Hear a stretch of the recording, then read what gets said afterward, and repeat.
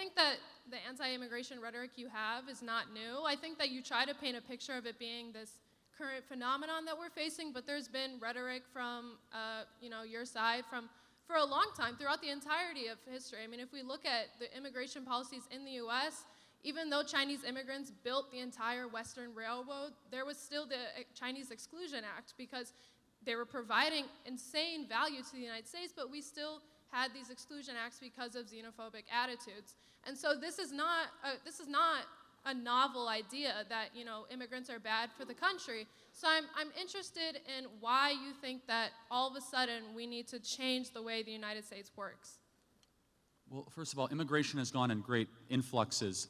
We basically turned off all immigration in the 1940s and 50s. We had like net zero immigration for almost 15 years. Most people don't even know that. So we had Ellis Island in the early 1900s, and then we turned on the guzzle of immigration. But let's be honest, for 40 years, we have tried this mass immigration project for the last 40 years. Has it worked? Are we a more connected country? Have middle-class wages kept up? Look at the material data. Has immigration enriched the well-being of the United States of America, especially the last 5 or 6 years? I would say, of course not, actually. We're more divided, we're more factious, and we see this in almost every European country as well. When you import a bunch of people that don't speak your language, that are from the third world, all of a sudden you have mass destabilization happening in your country. It's not a matter of being xenophobic. Instead, it's a matter of being patriotic to your own country and your own citizens. It's not about hating the foreigner, it's about loving the citizen. And your obligation is always to citizens first, not foreigners. Okay. So you don't think that the MAGA movement has led to xenophobic attitudes at all? I don't even know how to answer that. I mean, like... Why not? Well, because you have to first define what you mean by xenophobic attitudes. I mean, just like you said, I mean, we're living in a divided world. You don't think that comes from people being anti-immigration? No, I think it's the opposite. I think when you allow a bunch of people that aren't native-born Americans too quickly, with no checks, no background, no idea who they are, and flood them into your towns, definitionally, diversity is not a strength when it comes to local community ties. If you don't use it. If you don't use it, I don't know that you're committed to finding its strength. Hold on, no, explain this to me. This is a good question. Yeah. What country has ever grown stronger the more divided it's been? None, but I'm not saying that we have to get more divided. No, but diversity definitionally will divide you. Unity unifies you. You notice they never say unity is our strength, they say diversity is our strength? In fact, just so we are clear, there is nothing racist or xenophobic to say that you want your kids to be around people that speak English. There's nothing racist to say that. It actually means that you want to be able to communicate with your neighbor.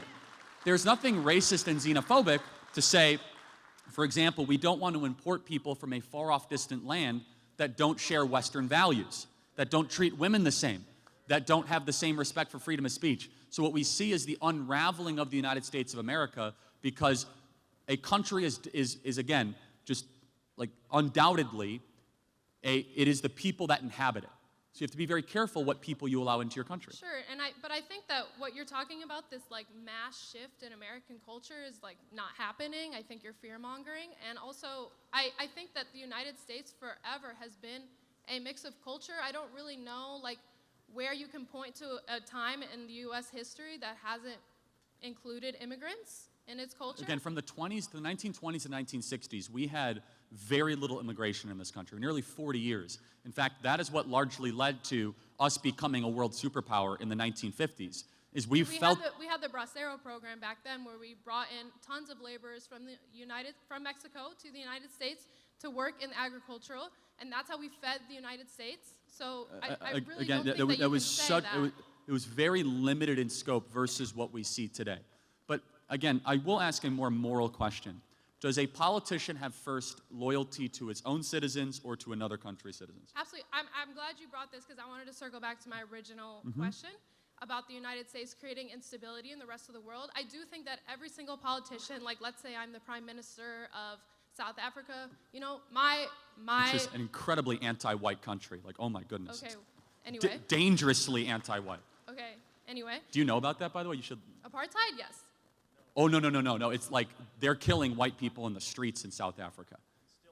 They're stealing farmland. I mean, if you don't know about that, that shows how the media is lying to all of you.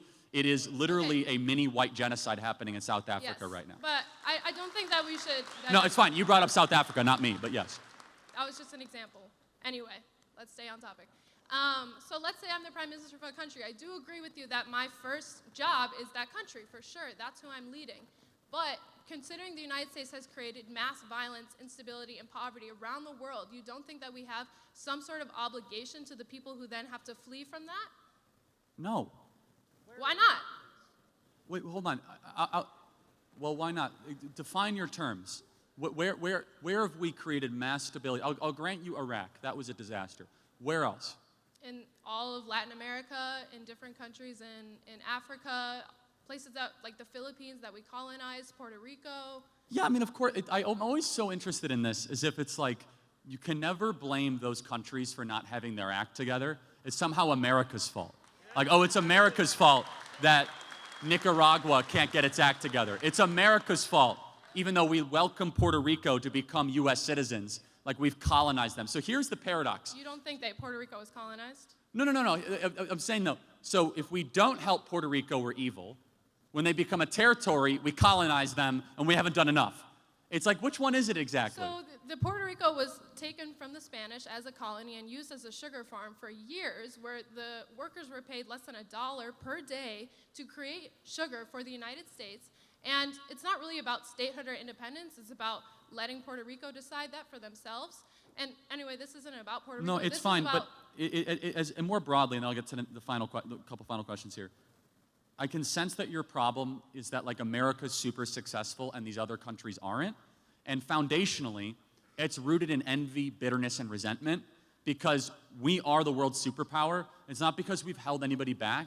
It's because we've had incredible people, really good ideas. You don't think the U.S. has intervened in a negative way in other countries? At times, yes. At times, we've intervened very favorably. Can you at least acknowledge at times that... Sure, there has been aid, but there's also been terrible coups. Not just aid. South Korea exists because of American involvement. Kuwait exists because of American involvement. But it's not. So... But to look at American accountability, you have to look at the whole of that accountability. And to say that certain countries are less developed purely on their own fault is to ignore history. So that's where we disagree. Okay. Countries have to take responsibility for their own future, which, again, this is one of the reasons why so many people hate Israel. Every other country around there is like a third world country, and Israel is super successful and super agenic, and they're able to be like one of the wealthiest countries on the planet. You gotta wonder, what is it that they're doing? Oh, it's the Jews because they're stealing all this money. No, actually, they like work super hard, and they don't believe in Islam, and they and like, wow. And the one place Have you ever been to those countries? Yeah, actually, I have been to Israel, and I've been to the Palestinian Authority. I've been to the West Bank. I've actually visited it. Even if I hadn't, that doesn't mean what I'm saying is wrong, just for the record. By the way, I encourage you to try to go to Lebanon or Syria. Not exactly the Four Seasons, right? So, and you don't think that U.S. intervention has anything to do with that? Partially, but again, to blame the evil U.S. intervention for every single problem is, at its core, intellectually sloppy. I don't think so, because the United States has 2 times the military of the rest of the world. It has been in our DNA to intervene in a military way in other countries. So to say, I mean, I know you believe in... So I want to try to square this all together. I got to get to another question, just to make sure I'm clear. So you're mad at America for getting involved in other people's countries, right? So America's bad for that. But then you want everyone to come to America. I thought America's bad. I'm saying that the United States needs to be held accountable. You can't meddle in So we're held countries. accountable by inviting the entire world here? If you are going to mess up that country, you have to do something about it. Oh, do something. Invite them here. Maybe, if you're the reason that they have to leave. No? All right. Then that at its core, I'm glad you articulated it, is neoconservatism, which is invade the world, invite the world.